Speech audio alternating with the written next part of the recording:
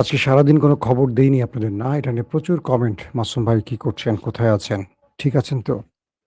জি, আমার এক দর্শক একটা পোস্ট করেছে, প্রশ্ন করেছে। প্রিয় ভাইয়া, অপেক্ষা আছি ঘুম ব্যাঘাত না ঘটালে ইনশাআল্লাহ আপনার লাইভ পুরোটা দেখব। তবে একটু সংক্ষিপ্ত হলে ভালো হয়। জি, আমি আপনার ঘুমের স্বার্থে একটু সংক্ষিপ্ত করার চেষ্টা করব ইনশাআল্লাহ, যাতে আপনি আরামে ঘুমোতে পারেন। অবশ্যই আপনি দেশের বাইরে আছেন বোঝা যাচ্ছে। আ ভারতের আসাম থেকে দেখছেন। ওকে, মুর্শিদাবাদ থেকে দেখছেন, সিঙ্গাপুর থেকে দেখছেন। যারা যেখান থেকে দেখছেন সবার জন্য ভালোবাসা। মার্কিন যুক্তরাষ্ট্রের যদি অহংকার বলা হয়, তাহলে ফাইটার জেটের ক্ষেত্রে F-35, যদি প্রতিরক্ষার ক্ষেত্রে বলা হয় প্যাট্রিয়ট কিংবা থার্ড, যদি বোমারু বিমানের কথা বলা হয় B-52 বোমারু, বোম্বার্স বা বোমার যেটা আমরা বলি।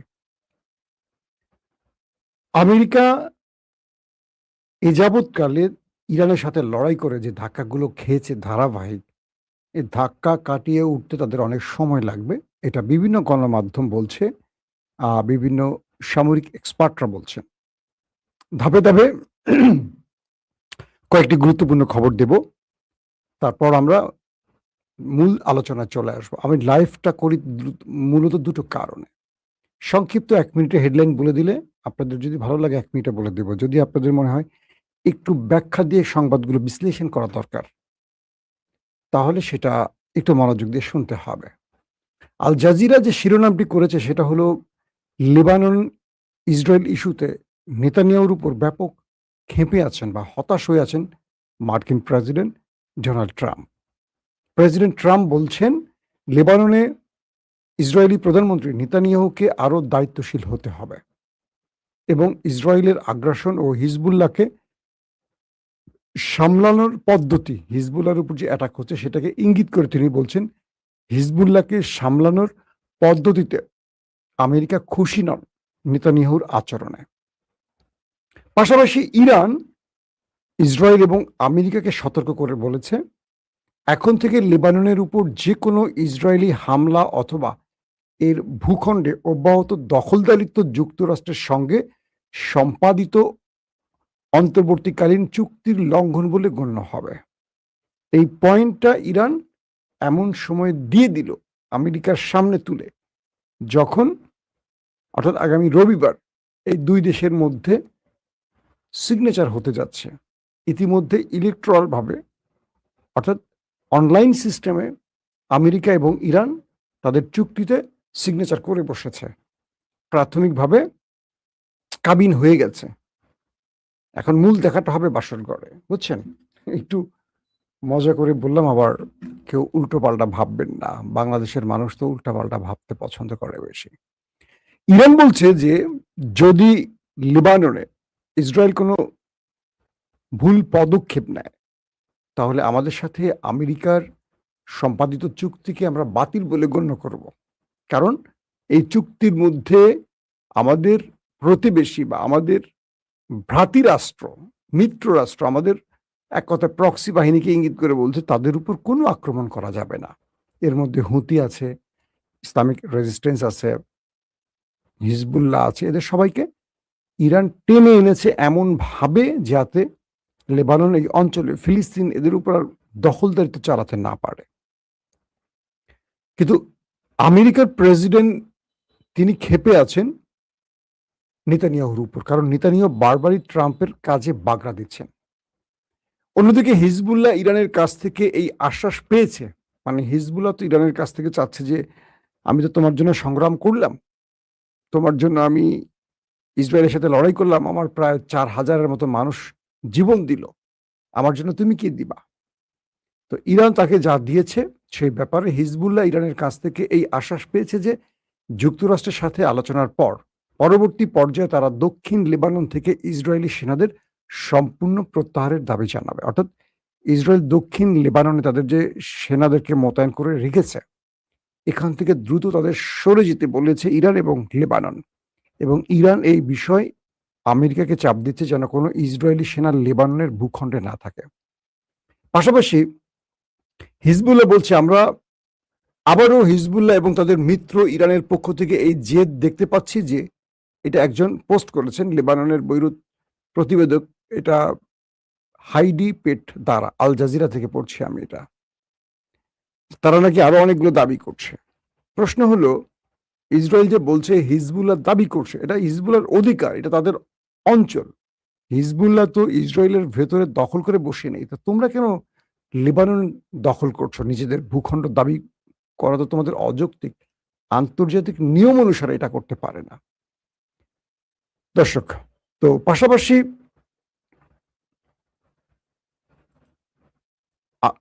আমেরিকা প্রেসিডেন্ট ডোনাল্ড ট্রাম্পের জন্য আরো দুঃসংবাদ কয়েকটি হাজির হয়েছে সামনে, আর তার একটি হলো মার্কিন B-52 বোম্বার্স বলি, বা যে বোমারু বিমানটির কথা বলি আমরা, ক্যালিফোর্নিয়া এটি বিধ্বস্ত হয়েছে।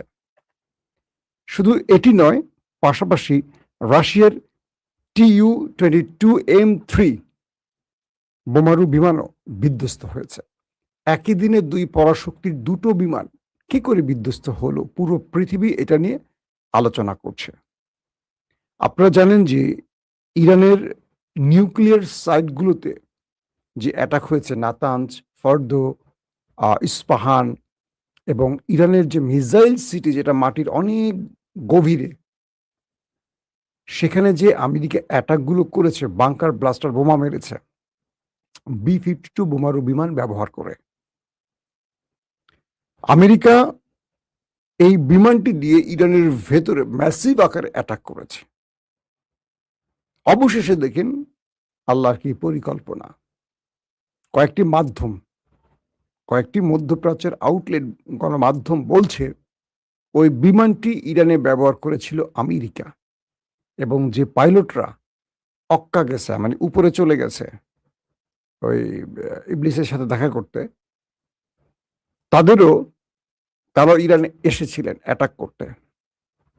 আজ তারা বিনা অ্যাটাকে ওপারে চলে গেছে।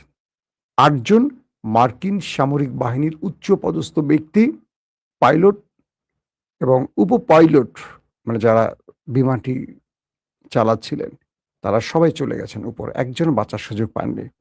তবে রাশিয়ার 4 জন ক্রু পাইলট বেঁচে গেছেন, তারা বিমানটি বিধ্বস্তের আগেই সেখান থেকে বেরিয়ে পড়ার সুযোগ পেয়েছেন, অর্থাৎ প্যারাশুট ব্যবহার করে তারা নেমে পড়তে পেরেছেন, তারা অল্পের জন্য বেঁচে গেছেন। ইন্টারেস্টিং ব্যাপার, এই দুটো বিমানই আবার নিউক্লিয়ার অ্যাটাকের জন্য প্রস্তুত। মানে রাশিয়ার Tu-22M3 যে বোমারু বিমানটি আছে, এবং আমেরিকার B-52 বোমারু বিমান, এই দুটোই নিউক্লিয়ার বোমা বহন করতে পারে এবং অ্যাটাক করতে পারে। বিশাল আকৃতির দুটো বিমান। ক্যালিফোর্নিয়া থেকে এই বিমানটি যখন আকাশে উঠছিল, হঠাৎ করে পেছনে ধুয়ো দেখা যায়, তারপর সেটি বিধ্বস্ত হয় খুব কাছাকাছি, কিন্তু ভাগ্যের কি পরিহাস, কোনো পাইলট বা সেনা সদস্যরা সেখান থেকে বেরোতে পারেনি। এই বোমারু বিমানটি বিধ্বস্ত হওয়া হলো আমেরিকার এক অস্তিত্বের আঘাত, বা অহংকারের চাদরে আঘাত, বা দাগ পড়ে যাওয়া। মানেটা হলো আমেরিকার F-35, আমেরিকা এটি নির্মাণ করে বলেছিল এটা খুব হাই সেন্সর সিস্টেমের একটি যুদ্ধ বিমান, এবং স্টিলথ প্রযুক্তির, শত্রুর যে কোনো রাডারকে এটা অনায়াসে ফাঁকি দিতে পারে, শনাক্ত করতে পারবে না। শত্রুর যে কোনো এন্টি মিসাইলকে এটা ট্যাকেল করতে পারে। এটার স্পিড, এটার অবস্থান, এটার আক্রমণের ঢং, ব্লাব ব্লাব ব্লাব, এমন কিছু যে এটা টেক্কা দেওয়ার মতো কারো যুদ্ধ বিমান আসেনি মার্কেটে। রাশিয়ার চলে এসে Su-35, চীনেরও আসছে 35 পঞ্চম প্রজন্মের, কিন্তু আমেরিকাটাকে সবার উপরে রাখা হয়েছে। সেই F-35কে তাড়া করে, মেবি একটা বা দুটা ইরান দাবি করেছিল তারা বিধ্বস্ত করেছে, এবং হরমুজে এই F-35কে তাড়া করে এলাকা ছাড়া করেছিল ইরানের মিসাইল। তখনই আমেরিকার প্রথম পরাজয়ের সুরটা আমরা শুনতে পাই, কারণ F-35 যখন ইরানের ভয়ে পালায়, তখন আমেরিকা ইরান থেকে পালাচ্ছে, বিষয়টা এরকম হয়। এবং যে বোমারু বিমান ক্যালিফোর্নিয়াতে বিধ্বস্ত হয়েছে, যারা এটা ছিলেন, তারা ইরানে অনেক মানুষের কান্নার কারণ ছিলেন। আজ তাদের পরিবার কাঁদছে। পৃথিবীটা এরকমই। একদিন আওয়ামী লীগ দুঃশাসন করেছে, কেউ তাদের সাহস করে কিছু বলতে পারেনি। যারা বলেছে তারা গুম খুন হয়ে গেছে। আর আওয়ামী লীগ মানুষের কথা শুনতই না, একটার পর একটা অবৈধ নির্বাচন দিয়েছে সংবিধানের নাম করে। সংসদে তারা একটা সংবিধান সাজিয়ে নিজের মতো করে সব বলেছে।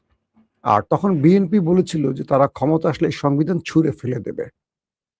মানুষের ইচ্ছা অনুযায়ী এই সংসদ তৈরি হবে, মানুষের ইচ্ছা অনুযায়ী আইন তৈরি হবে। বিএনপি যতগুলো ওয়াদা দিয়েছে, আমার দেখা মতো ১০০ দিনের বেশি হয়ে গেছে বিএনপি শাসনামল নতুন করে। বরং বিএনপি যে আশ্বাস দিয়েছে তার উল্টো দিকে চলছে। গণভোটের রায় ৭০-৭৫% মানুষ গণভোটের পক্ষে ছিল। সেই রায় কি বাস্তবায়ন হয়েছে? সংসদে শুনেছি আমাদের সালাউদ্দিন ভাই বলেছেন, তারা আসলে বাধ্য হয়ে গণভোটের পক্ষে দাঁড়িয়েছিল। কারণ এটা না মানলে নির্বাচন না হতে পারে। একটা প্রতারণা জাতির সাথে। তারা এখন মনে করছে যে আওয়ামী লীগ তো মাঠে নেই, আমরা যে কদিন টিকে থাকতে পারি। আওয়ামী লীগও এটা মনে করেছিল যে আমাদেরকে কেউ সরাতে পারবে না। বেনজির, হারুন, মনিরুলদের মতো বাঘা, বাঘা পুলিশ, তাদের দম্ভুক্তি দেখেছেন? কিভাবে কথা বলেছে একেকজন একেকজনের টোন। মাটির নিচ থেকে তুলে নিয়ে আসবো, এই করব, সেই করব। সেনাবাহিনী, ডিজিএফআই, হ্যাঁ? বিভিন্ন জায়গায় আওয়ামী লীগ এমনভাবে সেট করেছে। আওয়ামী লীগ সেনাপ্রধানের শেখ হাসিনার নিরাপত্তার জন্য কত স্তরে নিরাপত্তা বাহিনী তৈরি করেছে। তার বাড়ির আশপাশ দিয়ে ছায়া পাখি ঢোকার সাহস করত না। তাকে বাঁচাবার জন্য এত নিরাপত্তা তৈরি করেছে। গণ অভ্যুত্থান, জনরোষ এক কাপড়ে তাকে দেশ থেকে বিদায় করেছে। হাসিনাকে যদি কেউ প্রশ্ন করে একদম নিরপেক্ষভাবে যে তার ভুলগুলো কি, সে কিন্তু বুঝতে পারবে তার ভুলগুলো, হয়তোবা বলবে না, মুখে বলে না, তারা রাজনীতির শেষ হয়ে যায়। তিনি এখন বলবেন যে আমাকে কারা, কারা কুবুদ্ধি দিয়েই ফ্যাসিস্ট বানিয়েছে, স্বৈরাচার বানিয়েছে। হাসিনা বাংলাদেশের ইতিহাসে এখন ডেড বডি। আওয়ামী লীগ কখনো, কখনো ফিরবে কিনা জানি না। আওয়ামী লীগকে হয়তো বিএনপি ফিরিয়ে আনবে। Hasina dead body. লিখে রাখতে পারেন। বিএনপি ১৫.৫ বছর পর আসছে ক্ষমতায়। বিএনপির কাজে আপনারা খুশি কিনা কমেন্ট করবেন। আমি সাংবাদিক হিসাবে কমেন্ট করব না, আপনারা কমেন্ট করবেন যে বিএনপির আ যে দর্শনের রাজনীতি চলছে বা যেভাবে দর্শন, আমি ধর্ষণ বলিনি। আমি গত কয়েকদিন আগে একটি খবরে দেখলাম ১০০ দিনে তারা ৬০০ মানুষ খুন করেছে বা খুন হয়েছে। প্রতিদিন কোথাও না কোথাও বিএনপি নেতাকর্মীরা খুন হচ্ছে নিজেদের হাতে। চাঁদাবাজি, টেন্ডারবাজি, অপরাধ জগতে প্রবেশ। এটা কেমন রাজনীতি? যারা বিরোধী দলে থাকলে ধান খেতে ছিলেন, পাট খেতে ছিলেন, লুকিয়ে ছিলেন, আশ্রয় ছিলেন, গুমে ছিলেন, সেই লোকগুলো যারা মজলুম ছিলেন, আজকে তারা জালিম হয়ে উঠতেছেন কেন? ইসলামী ব্যাংকটার অবস্থা খুব খারাপ। বারবার আমি এই কথাটা বলছি। আমি আর কোনো ব্যাংকে টাকা রাখিনি। একটা মাত্র ব্যাংক ইসলামী ব্যাংক বলে রেখেছি। কারণ আল্লাহর কাছে কি জবাব দিব? যতটুকু আমার কাছে মনে হয়েছে যে ইসলামের কিছু ধারা তারা মানে, শরিয়া ভিত্তিক। আমি কোথাও টাকা তুলে রাখবো, ভয় পাচ্ছি। সেটা তো সুদে চলে আসবে। আমি সুদ খাবো? আমাকে বাধ্য করবে রাষ্ট্র সুদ খেতে? এখন নিজের প্রয়োজনে টাকা তুলতে পারছি না ব্যাংক থেকে। ব্যাংকটাকে কোথায় নিয়ে যাচ্ছে? খুব কষ্ট পাচ্ছি। এই দলটার জন্য অনেক কষ্ট করেছি। এগুলো বলতে লজ্জা লাগে। তো বিষয়টা হলো যে আজকে বিএনপি বুঝতে পারছে না। তারা মনে করে তারা আজীবন ক্ষমতায় থাকবে। থাকবে না। কেউ আসবে নতুন করে। ২ বছর পরে আসুক, ৫ বছর পরে আসুক, ৫০ বছর পরে আসুক। তখন হাসিনার মতো কোনো একটি দেশে বসে তারাও জাবর কাটবে আর বলবে, "আহা! কি ভুল করেছি, আহা! কি ভুল করেছি, আহা! কি ভুল করেছি।" সালাউদ্দিনরা থাকবে না এই দেশে, চলে যাবে। আবার শিলং চলে যাবে। সেখানে তার ভালো নেটওয়ার্ক তৈরি হয়েছে। প্রচুর অর্থ সম্পদের মালিক হয়ে গেছে ইতিমধ্যে। তার অর্থের অভাব নেই। এই সালাম থেকেই বহুত কিছু পেয়ে গেছে, ধরে নেন। আপনি থাকবেন এই দেশে, আমি থাকবো এই দেশে। এই দেশ ছাড়া আপনার আমার কিছু নেই। হয়তো আমার বিদেশে থাকার জায়গা আছে, কিন্তু দেশ তো আমারই। সেখানে তো আমার অর্ধেক টাকা নেই। দেশটাকে যারা ভালোবাসেন সবাইকে সোচ্চার হতে হবে। রাজনীতির এই কূটকৌশলগুলো আমাদেরকে আসলে ধ্বংসের পথে নিয়ে যাচ্ছে।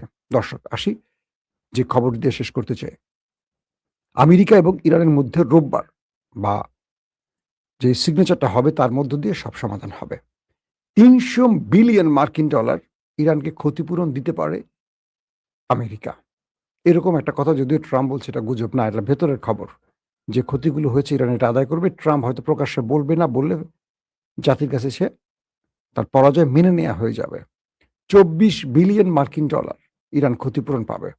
ইতিমধ্যে ইরানের জাহাজগুলো হরমুজে চলাচল শুরু করে দিয়েছে। মার্কিন নেভাল ব্লকেড আছে, কিন্তু তারা চুপচাপ, কোনো জাহাজকে বাধা দিচ্ছে না।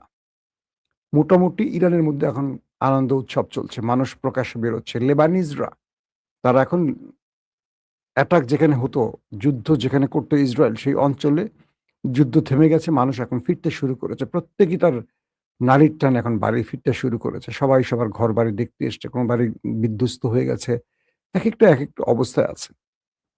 আমেরিকা শুধু এখান থেকে একটা ফেস সেভিং চেয়েছে, ইরান তাকে ফেস সেভিং দিয়েছে।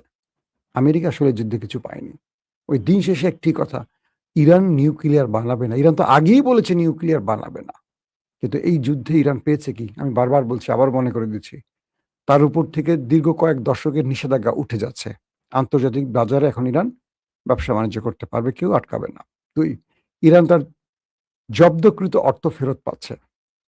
ইরান ৬০ দিন পর হরমুজ থেকে তার টোল আদায় করা শুরু করে দেবে। মানে এই হরমুজ এখন সারা জীবনে তার ইনকামের রাস্তা হয়ে গেল। তারপর ইরান ক্ষতিপূরণ পাচ্ছে, যেই ইরানের ধ্বংসযজ্ঞ হয়েছে অ্যাটাকের কারণে। $৩০০ বিলিয়ন। কল্পনা করেন, ওরে বাপরে বাপ, বিশাল কিছু। একদিনে দিবে না, ধারাবাহিক বিভিন্ন ইনভেস্ট আসবে ইরানে। এই ইনভেস্টগুলো ইরানকে আস্তে আস্তে ডেভেলপ করবে। ইরানের খেলা দেখেছেন? আমেরিকাতে দুর্দান্ত খেলেছে ইরান। সাহসী জাতি ইরান। আমরা আসলে এমন সাহসী হতে পারিনি। আমরা আসলে একটা ভীতু জাতি। দেখতে দেখতে সহ্য করতে করতে আর ভালো লাগে না। দর্শক, আজকের মতো বিদায় নিচ্ছি। যদি আজকে রাতে বড় কোনো খবর থাকে অবশ্যই আবার হাজির হব। আর যদি বড় কোনো খবর না থাকে, আর আসা হবে না। তবে একটি কথা বলি, দেশটাকে যারা ভালোবাসেন ধ্বংস হতে দেবেন না। আপনি যেই দলই করেন, আমারও একটা দল থাকতেই পারে। আমি আমার দলের বিরুদ্ধে সবচেয়ে বেশি কথা বলি। কারণ জানেন? আমি চাই আমার দলটা সঠিক পথে চলুক।